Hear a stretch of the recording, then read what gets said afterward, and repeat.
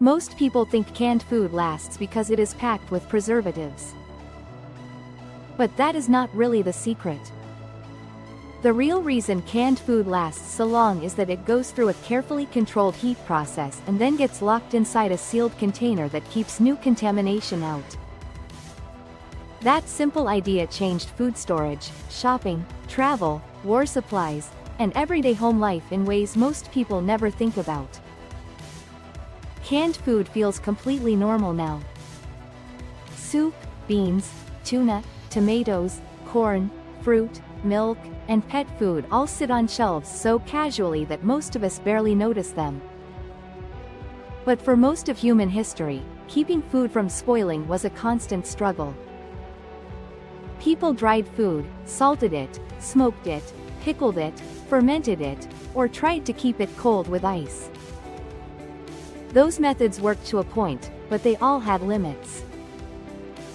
Canning was different because it created a system that could preserve food in a sealed package for long periods while keeping it close to its original form.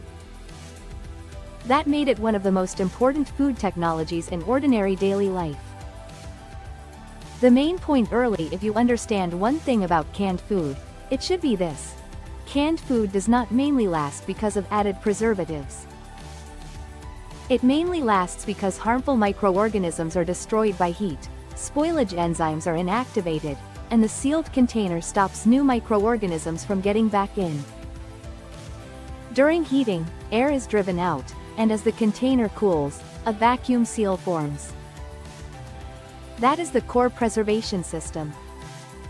Some canned products may include salt, sugar, acids, or other ingredients for flavor, texture, or formulation, but the basic shelf stability comes from processing and sealing. Where the idea came from: the story usually begins in France at the end of the 18th century. In 1795, the French government offered a prize for a better way to preserve food for transport, especially for military use.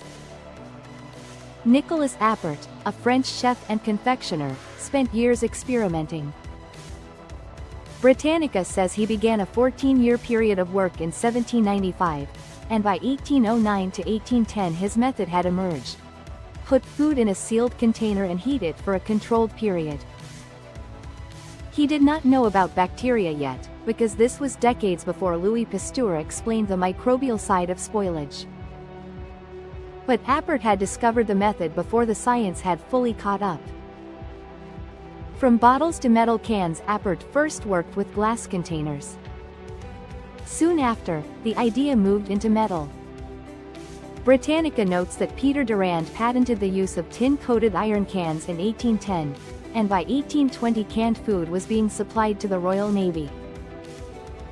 History.com adds that early metal cans were so thick and awkward that they often had to be opened with chisels or even bayonets, and the can opener itself came later.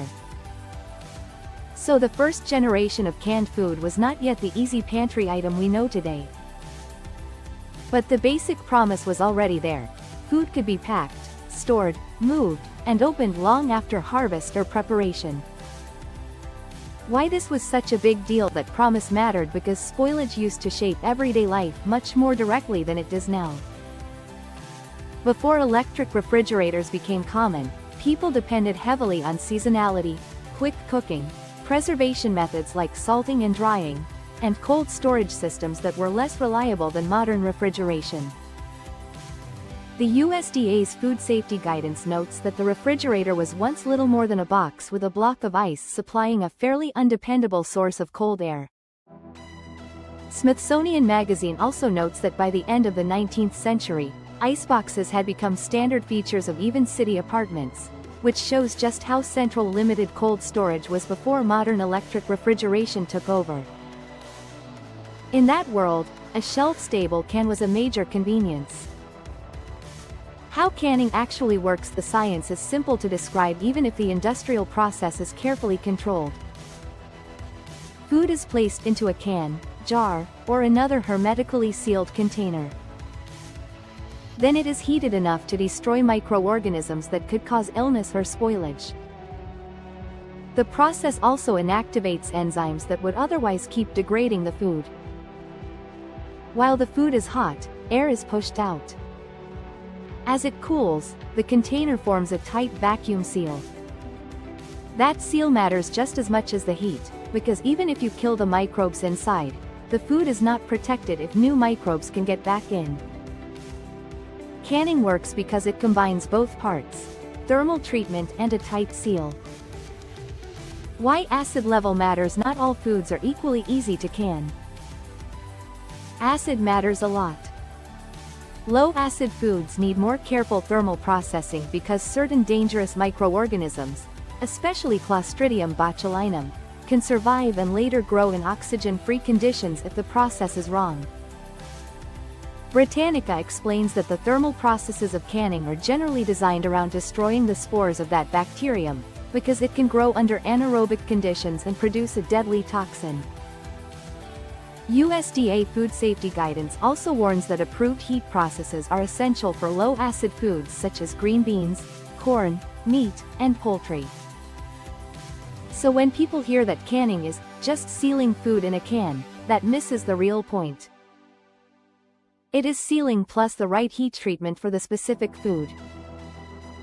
How modern canned food is made. Modern canning takes that same old idea and turns it into a highly controlled industrial system. In general, food is prepared, portioned into the container, sealed, heated according to a scheduled process, and then cooled.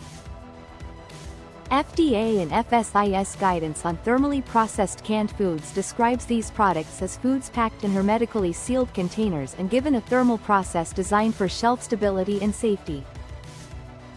In some systems, the container itself effectively becomes the processing vessel.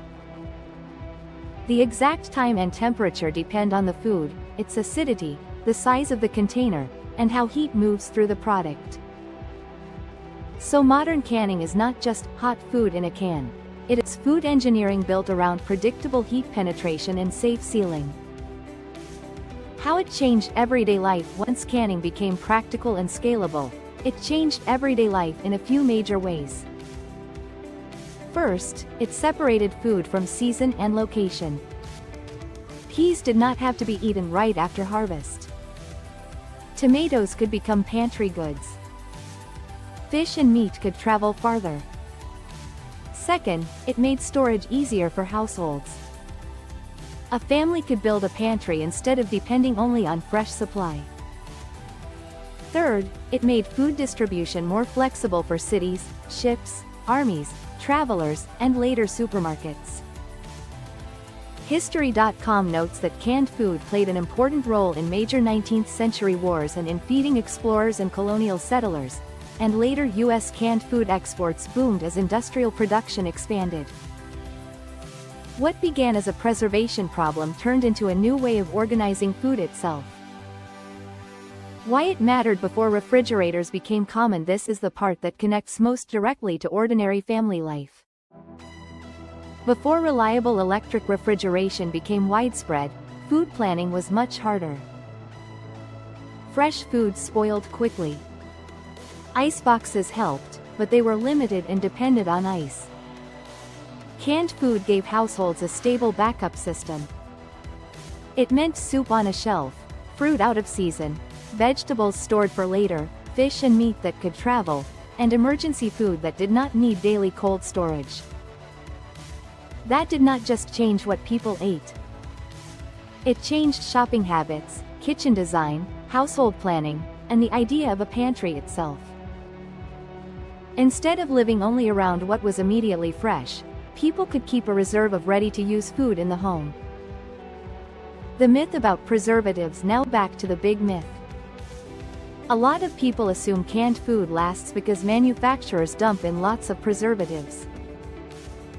That is too simple, and usually wrong as the main explanation. The basic preservation system is the heat process and the sealed container. If a chemical preservative is added to a non-standardized food, FDA policy says it must be properly declared on the label. In other words, preservatives are not some hidden magic explanation for why canned food exists. The real magic, if you want to call it that, is process control. Heat. sealing, vacuum, time, temperature, container integrity. Those are the real reasons the can works. Does canned food lose nutrition? Canning does involve trade-offs. USDA material explains that the heating process can reduce some heat-sensitive vitamins, especially vitamins A and C, thiamine, and riboflavin, and that some additional losses can happen during storage over time. But that is not the whole story. The same USDA source also notes that when vegetables are handled properly and canned promptly after harvest, they can still compare well nutritionally and may even be more nutritious than produce that spent a long time in transport and storage before being sold fresh. So canned food is not fake food. It is real food that has gone through a preservation process, with some nutritional changes but also major practical benefits. Why cans still matter today? Even in a world full of refrigerators and freezers, canned food still matters because shelf-stable food solves problems modern life still has. It is useful for busy households, emergency storage, lower waste meal planning, shipping, affordability, and long-distance distribution. It also remains one of the simplest ways to keep food available without constant refrigeration. That is why cans are still everywhere. The technology is old, but the need it solves is still real.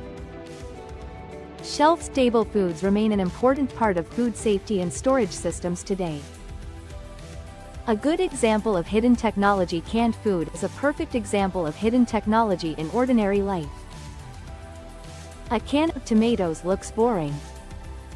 A can of soup looks basic. But behind that little metal container is a story about chemistry, microbiology, industrial design, shipping, household routine, and centuries of food preservation problems. Even the modern can itself kept evolving. History.com notes that in 1904 the double seam process used in most modern cans was patented, and that modern equipment can seal thousands of cans a minute.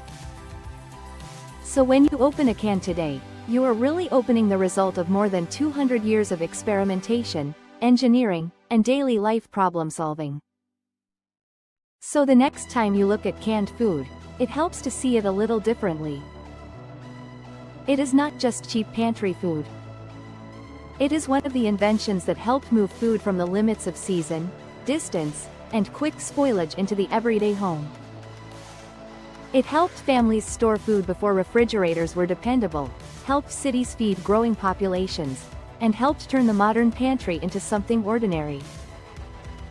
And the biggest lesson is surprisingly simple. Canned food lasts mainly because of heat treatment and sealing, not because it is secretly loaded with preservatives. The can changed kitchens because it changed time itself. It let food wait. If you enjoyed this video, please like, share and subscribe. Then tap the bell icon to turn on all notifications so you never miss any of our future videos.